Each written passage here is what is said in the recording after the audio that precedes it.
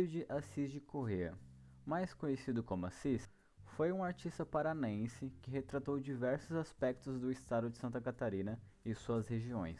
No ano de 1984, Assis produziu uma série de desenhos que abordam questões fundamentais para a compreensão do contestado. Este desenho é um desses. A obra possui uma legenda escrita pelo historiador Nilson Tomé. Nela está escrito, abre aspas, Encontro Frei Rogério com João Maria, fecha aspas. Agora, convido-os a olhar com atenção para a imagem.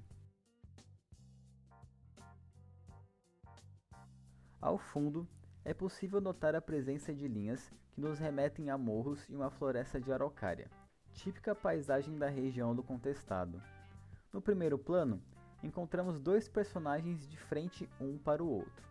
Na esquerda, trajando uma longa túnica monástica, com a cruz pendurada na cintura e o cabelo raspado apenas no topo, encontra-se a figura de um frade franciscano. Este se trata de Frei Rogério, um religioso que tratou das questões da fé no contestado em nome da Igreja Católica. Já na direita, encontramos uma figura barbuda, com a cabeça coberta por um gorro, vestindo roupas simples, um par de sandálias e com um terço de contas pendurado no pescoço. Em sua posse estão presentes objetos interessantes, como um pequeno santuário, um bastão e uma bolsa. Ao que tudo indica, este é o monge João Maria, com seu oratório e sua bolsa de ervas. Agora, convido-os a prestar atenção nas mãos dos personagens. Eles parecem estar gesticulando enquanto conversam. Mas qual é o diálogo travado entre os dois personagens? Qual a conversa que Assis busca nos apresentar? Ao nomear os personagens do desenho, Tomé nos deu uma valiosa dica sobre qual o caminho que a conversa toma na narrativa.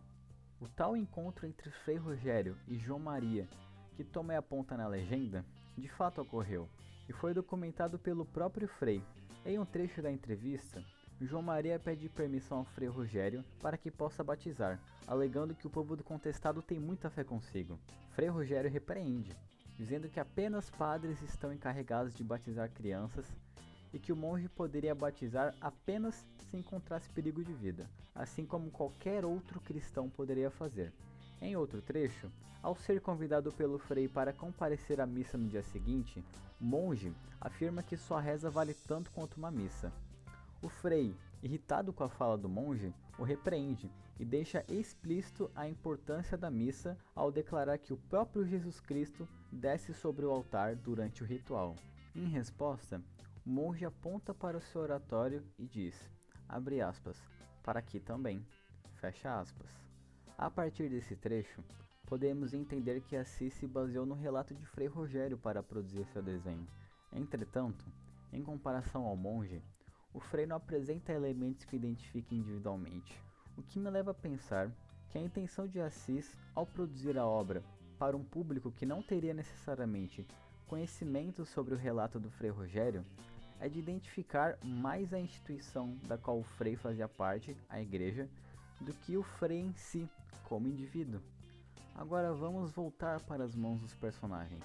A mímica apresentada por Assis, agora carregada de sentido pelo relato do Frei Rogério, nos conta a história de duas visões de mundo que, ora se coincidem, ora entram em conflito. As mãos do franciscano nos remetem a um movimento pacificador que busca consenso, mas também pode ser interpretado como um gesto de convencimento ou de conversão. Então, por que o monge estaria segurando seu bastão, símbolo de seu papel de líder religioso, ao mesmo tempo em que aponta para o seu oratório, onde praticava suas rezas? Estaria João Maria afirmando seus valores em frente a uma ameaça? Ora, como vimos pelo relato do Frei, por mais que seja possível identificar um certo reconhecimento que João Maria possui pelo franciscano, não podemos ignorar o modo como o mesmo invalida a autoridade de João Maria, tentando colocá-lo no devido lugar como um cristão qualquer. Em resposta, o monge caboclo afirma seu papel religioso e sua fé ao apontar para o oratório e ao segurar seu bastão. Um comportamento do frade é um tanto quanto ambíguo, pois, ora identifica uma suposta carência de instrução religiosa do monge, permitindo certa autonomia, ora o teme com medo de que essa autonomia ultrapassasse os limites tolerados. A insegurança era de que o monge se tornasse um líder que poderia contestar o próprio sistema de poder em que estava situado, como ocorreu anos depois com o monge José Maria.